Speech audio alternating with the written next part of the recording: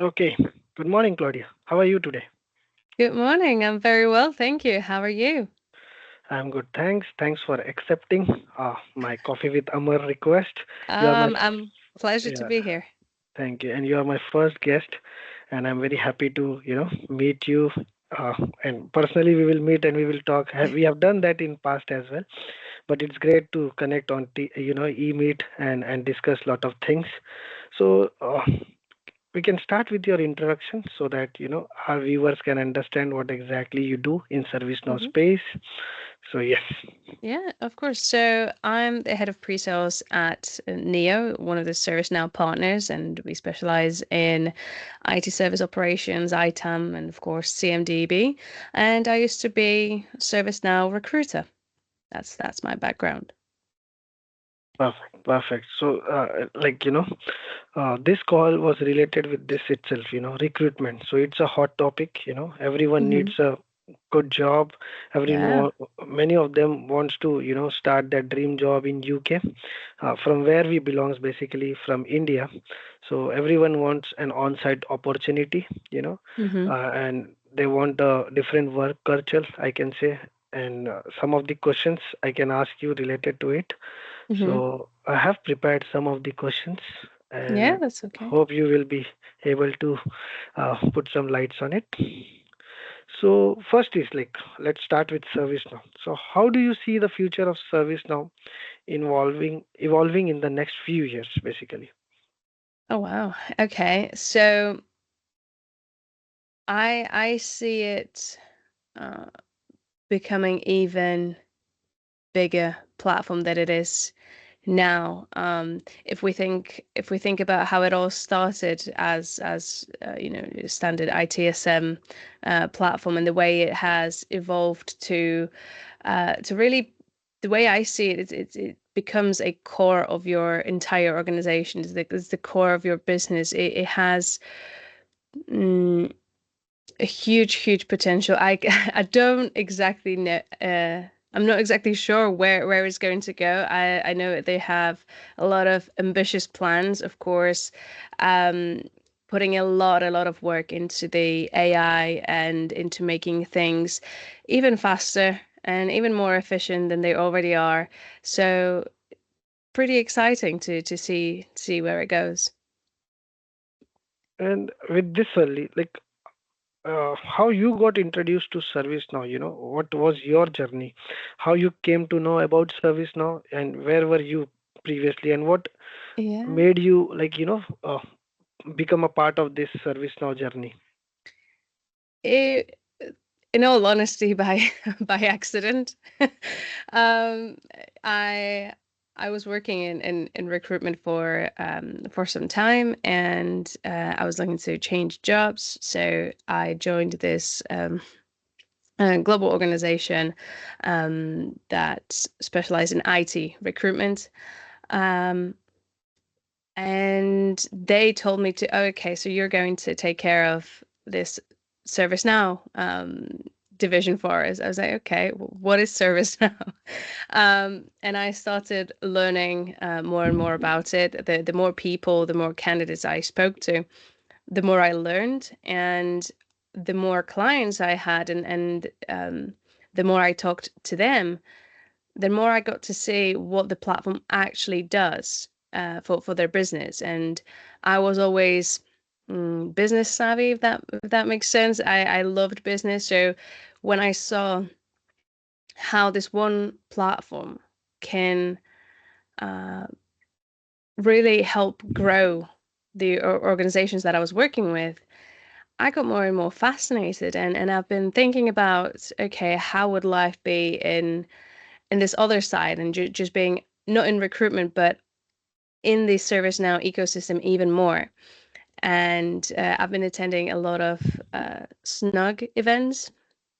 That's how I met Chirag, the founder of Neo, and we started chatting. And even though I wasn't really looking for a change at that time, mm, the more I was speaking with him and starting to realize the power of ServiceNow and the community, I thought, yeah, this is a good time to join one of the partners and be on this side of things?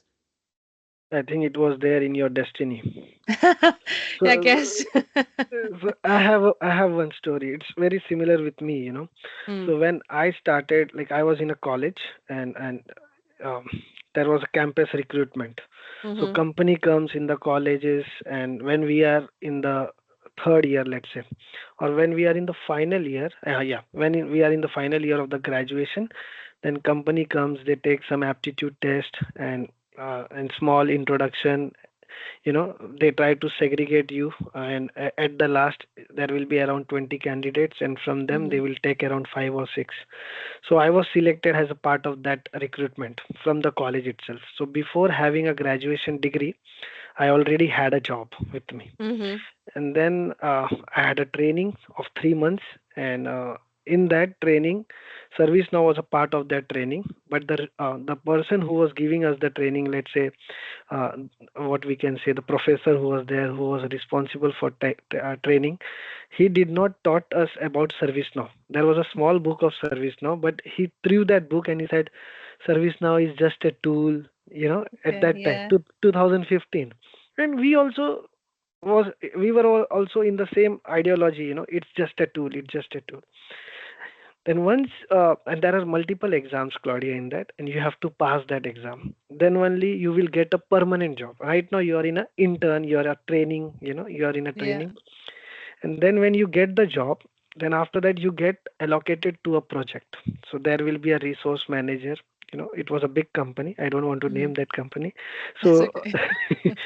so and that project manager gave everyone, you know, and we were trained in operations part, you know, Windows Server, Linux, PowerShell scripting, Oracle database, and you have this VMware, you know, virtualization, creating a virtual machine, and we were very much fascinated to that. We were thinking we should get a project in this field because we have given our 3 months in that field, and ServiceNow was thrown away. You know, we were not knowing Mhm, anything about ServiceNow, and at the end we were everyone got a project in this field, you know, in this operations field, Windows Server, in all these fields. And we were three people from this 60 bunch of 60 candidates. We were only three people who got this ServiceNow project, and we were really upset mhm. because it was there in our mind, it was just a tool, it was just a tool, you know. And from there this journey started, and it's a good journey till now, as you said. Yeah, I'm sure. I'm Yeah. sure. And Yeah. Uh, and let's then, this is all about service now, you know, how you got into it. Can you tell me about Neo Limited, how exactly it is, and how are the team members, and how you work there? What is the work culture? Oh gosh, Neo is absolutely fantastic place to work. I must say, I've not been expecting the amount of um, how do I put it? The amount of support and how close knit everyone has become. We are a small team, but growing. We've got very talented technical team in India. The guys are amazing, and we are growing our technical and non-technical team here in the UK. Uh, when when I joined Neo, before that I was obviously in recruitment and I was dealing with a lot of different ServiceNow modules, so I about had to know something about every single one. But diving deeper into ITOM and ITAM, it was really fascinating. I noticed that there's not many companies, there's not many specialist companies that really put their all into this specific area of service now. So really enjoyed learning more about ITOM and ITAM, CMDB. It's become the core of everything that we do. Um, and yeah, really, really enjoying working at Neo. That's Great really great. people. Great to hear that. Yeah. So we are talking about this ITOM and ITAM. So Mm-hmm. let's talk about something on CMDB. I think Mm-hmm. your company, like I have spoken to them. Like I know Chirag Yeah, very well, yeah. so I always talk about them. This all these things comes, CMDB, CMDB discovery, CMDB service mapping. That's all. So let's touch base some of the basic questions, and Okay. okay. So why do you think, some people don't realize, still don't realize the value of CMDB basically? Oh gosh, I could talk. I guess I could talk all day about just this one question. I think a lot of people hear CMDB and immediately think of it as a massive chore, like cataloging every single asset, connection, and dependency, and their entire IT environment, which I'm sure sounds just as fun as organizing your sock drawer, you know. And for some people, that first impression sticks, unfortunately.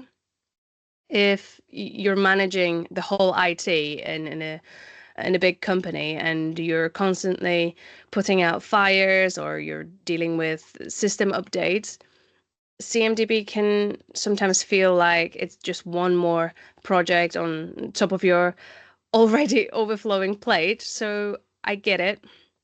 And it's not that they don't see any value per se, but they're just wary of how much time and resources will go into setting it up, especially keeping it accurate. I'm sure you can imagine the nightmare of like pulling up your CMDB and you realize that half of the data is outdated. Um, but I guess another big blocker that I see is that CMDB's value isn't always obvious upfront. It doesn't immediately make everything easier or faster. In fact, when you're just starting out, it can feel like it's slowing things down because of the initial investment of time and effort. Mm, the benefit is more long term, like less downtime, fewer blind spots during changes, and faster troubleshooting when something breaks. Correct. Uh, but that can be hard to sell when everyone's focused on today's problems and not tomorrow's solutions. And then there's the issue of visibility. Let's say you're in IT, but you're not necessarily leading strategy or anything. You're more on the operational side. You might think that, oh, servers are up, users are happy, so why bother? Um, but when the reality is that having a clear map of all your assets and how they connect, how they affect everything around, can really make a difference between a quick fix and a huge outage, for example. Yeah, with this, I remember one thing, if you can remember, I remember you made a video also on this. So Yes. there was a outage of Microsoft, if you remember.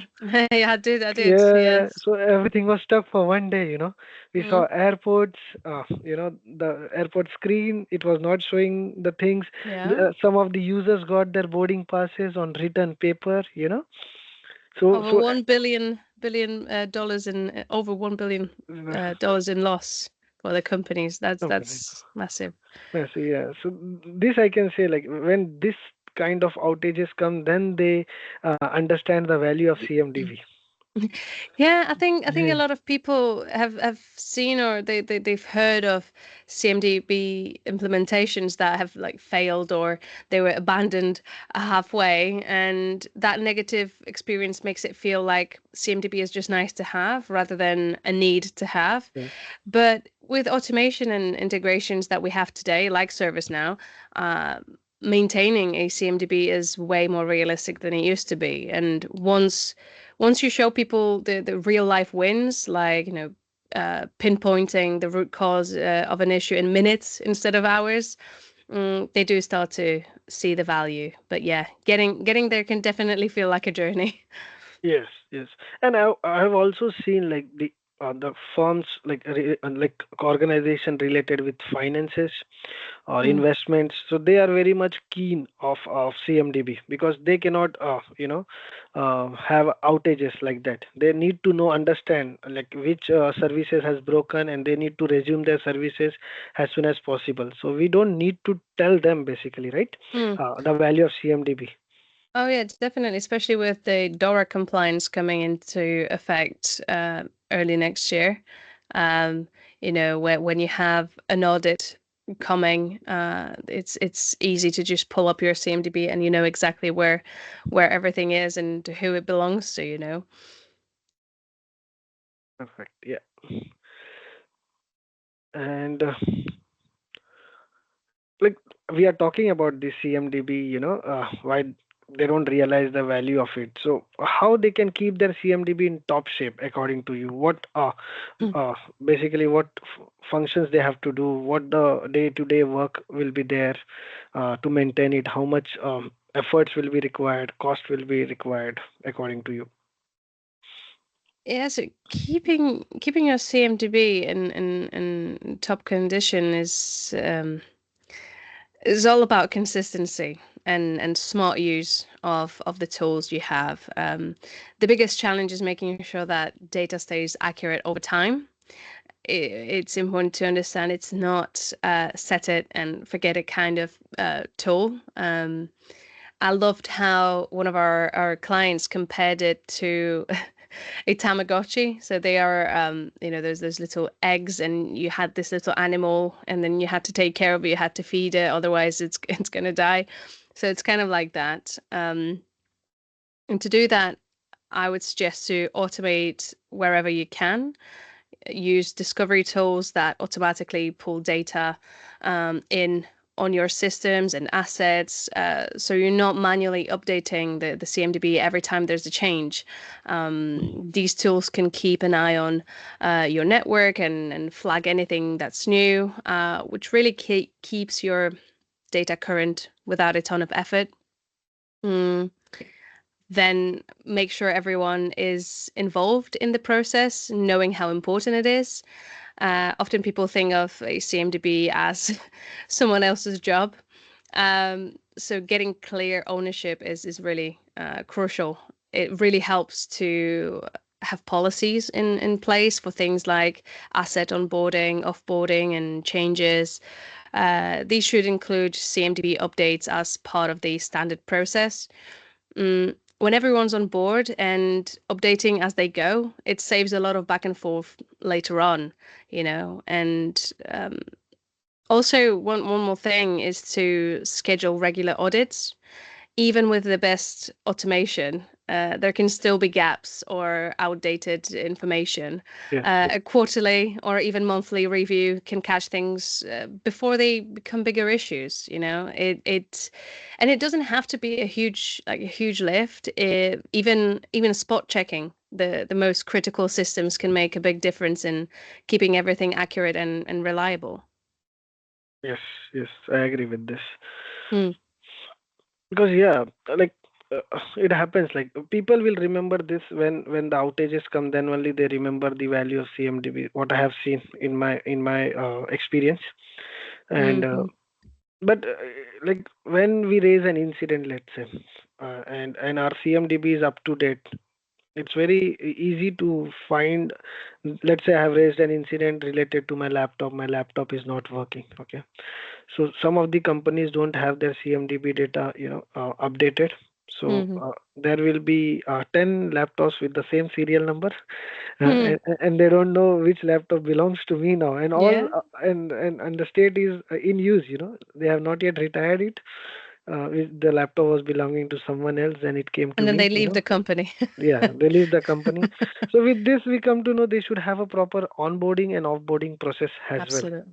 Yeah, Yeah. so that we can update the asset status, state, everything, basically, the AD sync and all, So Hmm. it makes a very big difference, and I have seen that like in many processes, and from there they understood this thing, and started implementing the CMDB. But Hmm. we don't have to force a lot to finance department organization, and wherever the cost is involved, let's say investment department, finance department, so we don't have to force them a lot. They understand this thing, Hmm. investment department, so they understand the value of CMDB. Mm-hmm. But if it is related with companies are related with IT services, then and they are having a very big number of employees in their company, Mm. so it makes them very difficult to understand the value of CMDB because they do it by Excel data load and Oh yeah, oh Excel gosh, sheets. Excel sheets. Yeah, Excel sheets Yeah. till now. So because they have a lot of resources, I feel. So that's Mm. the reason they feel like, okay, three members will be there. They will be sitting and they will be just doing the load and export of data. That's what their job is. Yeah, one thing that happened, I attended an ITOM event not long ago, and I met a lady there from a bank, and not a huge bank, but and she said she just took this role of looking after the company's assets, and you could call like an asset manager of some sort.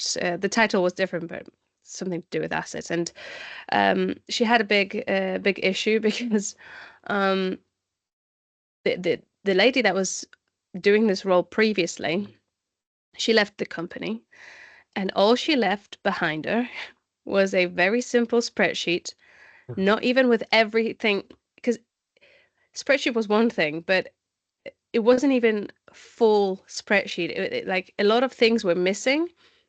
And when she asked the question, like, where are all these other things that should be in there? And the lady that was leaving just said, "Oh, it's all in my head."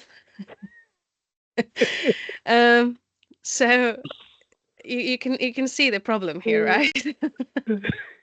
So with this, Claudia, I have a joke. So in India, there is a movie called Welcome. Okay. Mm-hmm. So there is a scene in that movie. What happens is like a director is there. He's a fake director basically, Mm-hmm. and a real hero comes, a superstar comes in that picture, and he asks for the script. Where is the script? Then he's like, script is here. All the script is here. I cannot give you anything in paper. Whatever will things will happen, it is there in my mind, and accordingly I will work on it. So, so it's a very famous joke in India, like the script is here. So that's Mm-hmm. what I remember Yeah. from your, Yeah. everything is here, but that should come somewhere. We are working in an IT field that should come in laptops so that it's a IT field. At any time, anyone can leave. If they get a better opportunity. So proper documentation is also important. So can you 100%. spread some light on this documentation? How important the documentation is there in this ITOM world? Yeah, and like I just don't, I cannot wrap my head around it. I mean, not to say like, of course, I don't wish any any bad things to happen to anybody, but you go outside and you get hit by a car and something happens to you, and what happens to all the things that were in your head? Just Yeah. crazy. So from here, I think from here we can take away a question then. What advice would you give to someone like if he's very newbie to service now, Mm-hmm. like us, he has joined accidentally, and Mm-hmm. what advice you will give to them, him or her? Okay.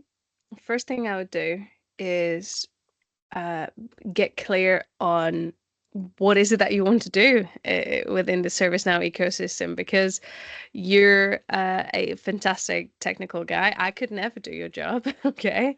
Um, ma- yeah, it's so what is it that you want to do? Do you want to be more technical? Do you want to be a developer, an architect in the future? Or do you want less technical role, but be maybe more client facing, but still be somewhat technical, like a BA or a project manager?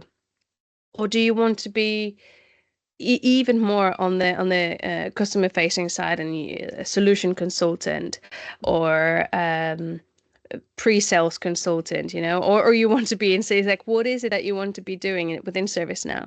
Once you decide that, of course, do start with ITSM, because ITSM is the foundation of everything, of the whole platform. But be clear on which part of the platform you want to specialize in. I think we were saying at the beginning, like ServiceNow is such a big platform. It's impossible for one person to know every single thing on every single module that there is to know. So see what excites you the most. Is it HR? So you can go into HRSD. Is it the customer workflows, right? So CSM, or is it more technology workflows? Or do you want to build in ServiceNow? Do you want to be more creative and build your apps? Like, what is it that you want to be doing? Once you're clear on that, um, and if decision is, oh, I want to be more technical, I would spend as much time on um, in the developer program. You can you get your instance where you can practice.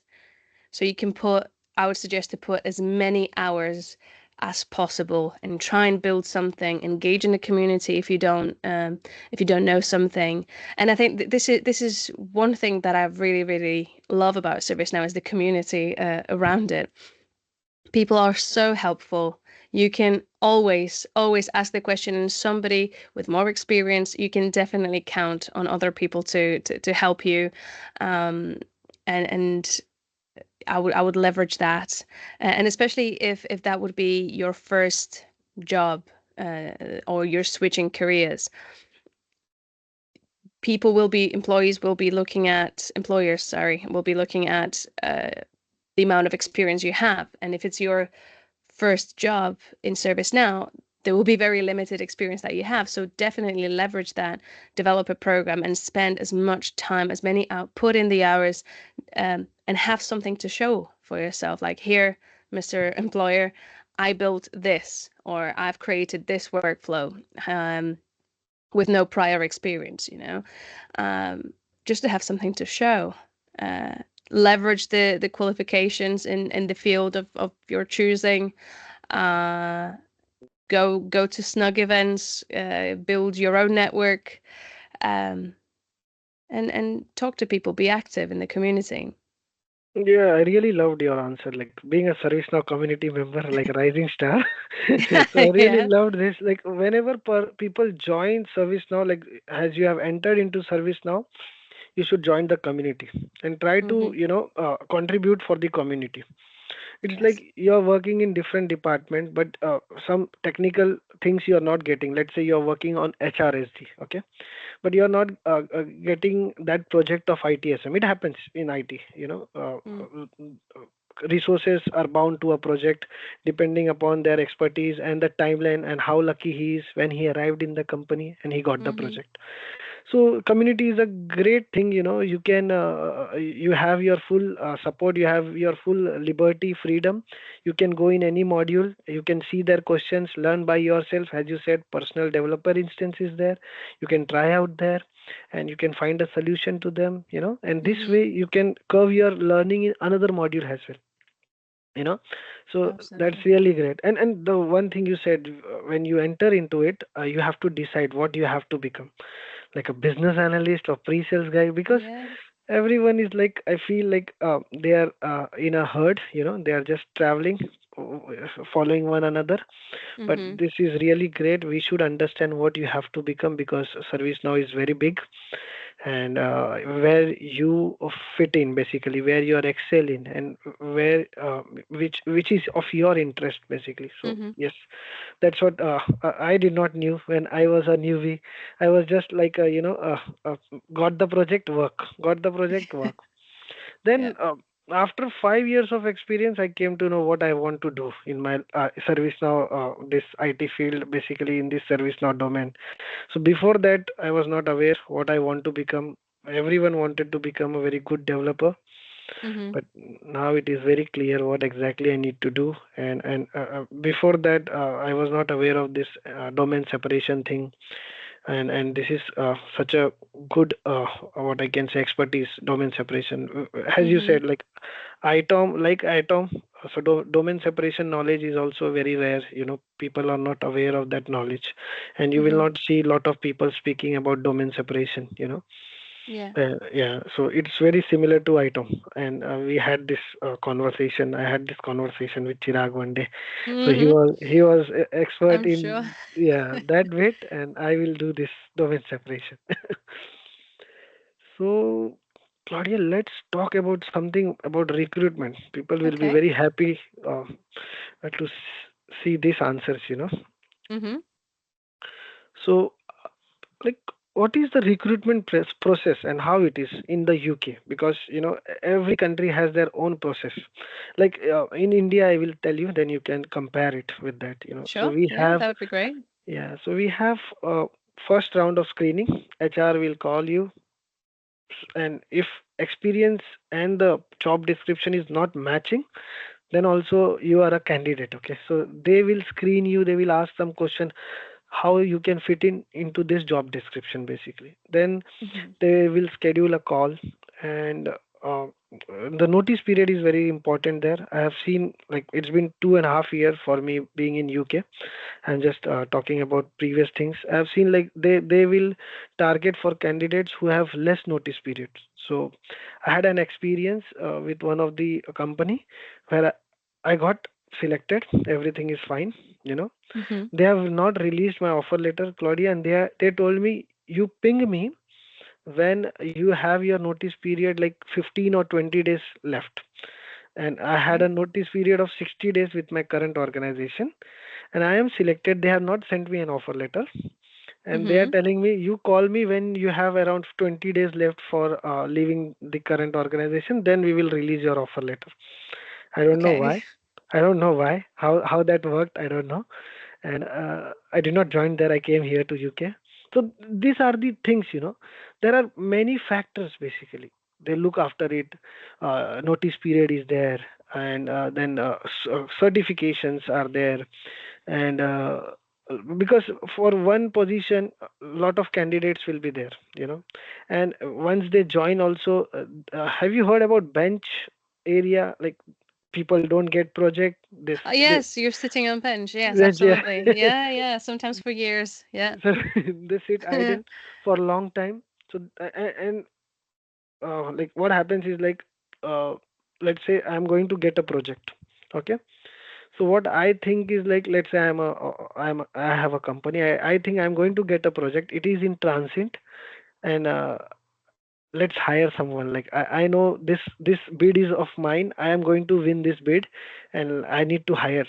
So they hire everyone. Let's say for this project, 10 people are 10 developers are needed. You can bifurcate that: two developers, two tester, two business analysts, and after that, they lost that bid, and the project is And they not don't there. get a project. Yeah. They don't Yeah, get the yeah. project, and these 10 people, they are sitting idle, and they are finding a project. So it's a very bad experience for people also, and they are sitting on bench. So you might have seen, like, what I have seen in UK. If you have 6 years of experience, it's very much, like, it's an experience. The people have worked on the It's project. Okay, hands-on. Yeah. it's a Yeah. hands-on Actual. experience, Yeah. actual experience. But when you talk about, I have seen some of the recruiters in India tell me, you have 5 years of experience, and in that, how many years was bench period? So they have started asking this question as Mm-hmm. Yeah. well. Okay. So how is the process here, Claudia? I just gave you a very quick overview how it is there in India. Yeah, it's great to know about the bench question. I think this is something that recruiters in the UK can definitely pick up. Um, it's first of all, it's important to note it process in the UK is different depending on the company. Um, every company will have their own structures and the way that they like to handle hiring and the whole recruitment process. But from the recruitment consultant point of view, so if you are getting contacted by recruiters or if you apply for a job through that was advertised by recruitment agency, the first thing that recruiter will do, and I think I can speak to for HR department as well, is they will look at your CV. And if they will see a 10-page long CV of a very small text in a font that is difficult to read, it doesn't matter what's in there. Most likely, it's not going to get read. That's just, I'm just putting it out there. That's what I was doing.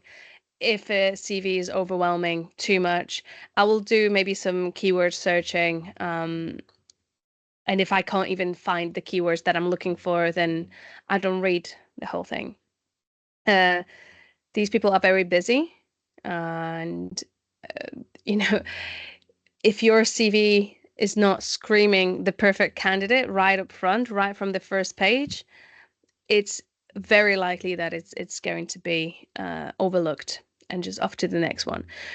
I've always suggested all of my candidates keep your CV 2 pages long, and look at it as this is not your biography. Okay, CV is not your biography. You do not have to say every single thing that you've ever done. Um, it's more like a trailer to the movie. You know how you've got your trailers and they get you excited, and this is what motivates you to buy a ticket to cinema and go and see the movie. Yeah. Well, that ticket cinema is your interview. The only job of a CV is to guarantee you an interview. That's all it is there for. So if you're applying for a job, you better make sure that in your CV you're saying the words that the job description is saying that they're looking for, um, and you emphasize that. So that's the first thing. So when you said that sometimes even if somebody applied in India and the experience doesn't necessarily match, they will still get a Mm. call. That Oh, is not yeah. the case. We don't. If it doesn't match, you're not getting a call. Um, then the second thing, once you do get called, it's that initial screening, like you've said. So it's more informal conversation, just kind of getting to know you. But these recruiters, they just want to match. Okay, is it whatever you said on the CV? Is it true? Does it match? How is your communication like? Um, and verify some of the experiences, because for example, like you said, you will say you've got 5 years of experience, but how much of that is the actual And hands-on experience? And that's important to highlight. If you have done any significant projects, like what have you actually done, what is the stuff that you've already developed or helped develop. mm, once you pass that initial screening, then it's up to the company how they like to progress, whether they will have one stage interview, two stage, three stage. I've seen companies having 6 stage interviews. I think it's Google or yeah, I think it's Google. It's like 10 crazy rounds. amount of interviews that you need to go through.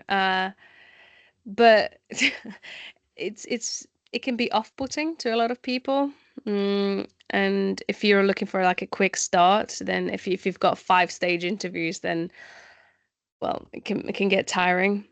But that's what some companies do. You will first meet with the HR person, then you will meet with the manager, then you will meet with manager's boss, and then a team's into like the whole team.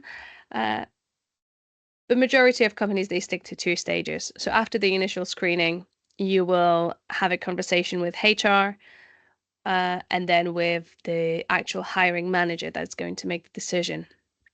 Sometimes you go straight to the interview with the hiring manager, but most likely it will be 2 stages with the company. Um, and yeah, that's how it looks like. They will look at a lot of things, not just your experience. The thing that people often overlook is, oh, I have this amazing experience, I'm going to get the job. But are you a good fit culturally? Are you a good fit, your like value wise? How is your communication? How likable you are? How it's necessarily essentially how you make the employer feel about you. And what happens if a CV, let's say a job opening you have posted from your company, and a CV comes from, let's say, the opening is in UK, and CV Yeah. comes from other countries like Hmm. India and let's say Sri Lanka, some Asian countries, or some Germany from Europe countries. So, do you guys consider it? How exactly it is? Like, how is the preference? First preference will be given to the localites, and then it will go Yes. to like that. It is. Quick answer is yes, and Yes. it will always be yes, no matter what country you're in. And that is purely if you put yourself in the mindset of the employer, you are the company and you are hiring. You you need this person for a reason, right? Because maybe you've got a project coming up, your client is waiting. You need someone to start usually as soon as possible. Now, how fast can somebody start that's already in the UK, that's already got right to work? And how fast can somebody not even in the UK yet, but is still in India or still in another country, how fast can they start? So looking at it from perspective of the employer, of course, the person that can start sooner, that is easier to onboard, that the easier process will majority of the times win, unless the person coming from abroad can make it irresistible for the employer to go for that person. Yeah, the reason I'm asking this question, like, as you know, I am very active on LinkedIn, Mm-hmm. and I have arrived from India, so I get a lot of questions around this, and they say how you landed up Mm-hmm. being in UK directly from India. So I say them I was at the right place at the right time. Maybe you can say I was lucky. And they asked me, I have 4 years of experience. Do you have any openings in UK? I was like, first you have to get that right to work. Right to work is very important in UK. So it's very, very, I can say point one, or so, to be very frank, it can be 5% chances. Somewhere our employer needs an employee or a resource from India or from other country, I can say. So that's what I tell them. So yeah, it is very clear now in our video, so people can know about it. So they apply for a job and they wait for HR to call, but nobody responds them. So is there any website or any URL from where people can understand this company is going to give them sponsorship? I think do we have something like recruitment? People can give it to candidate. They can A candidate can check whether this company is sponsoring us or not. Yeah, so that's not necessarily what recruiters give. Like that's something that there is a website that I have found to help a person that was mm, really good guy coming from India. Really liked him, and um, I didn't have a client who could offer him sponsorship, but I found this website and I thought I'll share with him. There's a website. I can't remember. I think I sent you the link to it. You can post it maybe Yeah, yeah, in the description. You can type in the name of the company. So let's say you found a like a job advert on a website, and you want to see if this company is able to offer sponsorships. You can type in the name of that company, and it will tell you not only if that company is able to provide sponsorship, but also what kind of sponsorship, what kind of which tier of visa they're able to sponsor. Because in England, if a company wants to provide sponsorship opportunities, they have to be registered themselves. There's this an amount of processes that the company has to go through in order to even be able to offer you the sponsorship. And if company is not registered to provide those sponsorship, don't even bother, because they will not provide you the sponsorship because they're not registered. And very rarely it happens, but it does happen, because it happened in with one of my clients that they did want to register for that particular candidate because and she was really really good. So again, if you are really really good in what you do, companies are more likely to go that extra mile to get you over. But it's the case of you showcasing how good you are. Saying I've got 4 years experience, unfortunately, is not good enough. What have you yeah, done in those 4 years? you that's what know I tell them. I cannot say them directly. Please go and bring more experience. I'm like, it's fine. Uh, I just tell them like it's not possible. At least you can come here. You can do. You can come on student visa. You can Mm. do your studies, and after that you get 2 years of visa, PSW. Total 3 years of visa you get. So many of them have started this route as well. I have seen many of my friends also. They have arrived in UK. They are starting their studies, and and 1 year they do study in any field, let's say data science or any field. They do their MS, and then again they land up in service now.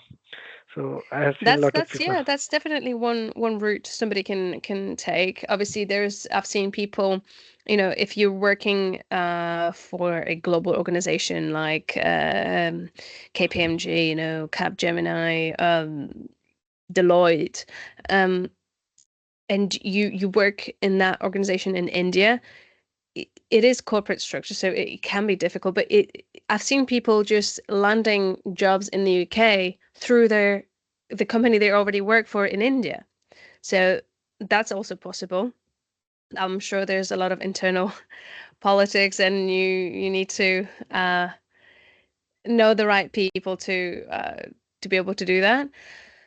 But also one other way to do it, and especially with social media now, if you put Mm, yourself out there, if you bring genuine value, I think this is what people need to understand. Again, just because you have 5 years experience, that means nothing. What is it that you've done? What actual value are you going to bring into the organization? Uh, are you active on LinkedIn? I've seen a lot of great people that are super active on LinkedIn, writing books, producing resources, even developing new things within ServiceNow, and they're very, very respected in the company, in the community. And if company sees that you have so much skills to bring, they will be more than happy to bring you on. But one important thing as well is to have in mind the financial side of things. mm, People need to realize that sponsorship costs a lot of money. So if a company has a budget of, for simple math, uh, 50K, just for simple math, right? They have 50K budget uh, to hire a developer, and you're coming from abroad and you're asking for 65K, and on top of that you need sponsorship. There's no way. yeah. And people have to be prepared that, okay, if you want to move into the UK, you may have to take one or two steps back uh, when it comes to the pay to then get make five steps forward. Yeah, Mm, yeah.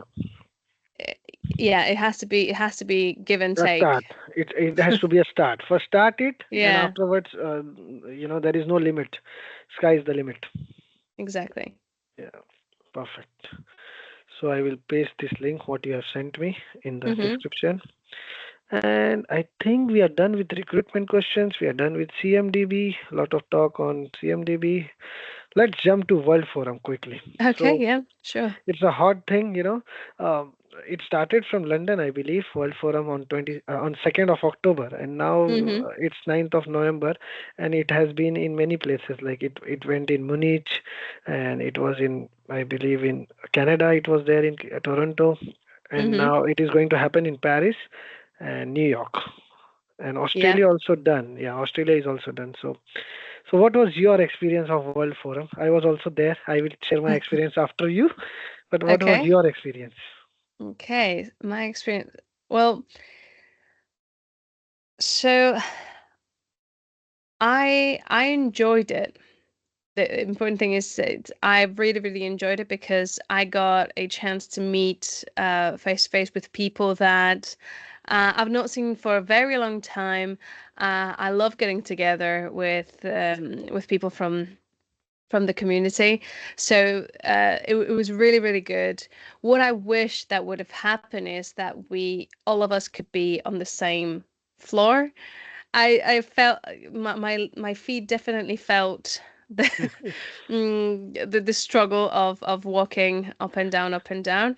Uh, but as every ServiceNow event, in my opinion, is really, really good. I'm gutted that I didn't do my there was an um AI photo booth, and everybody was Chocolate photo oh, booth. and Yeah, yeah, and the chocolate. yeah. Um, Jerry I from the University of Birmingham, he was showing his creation.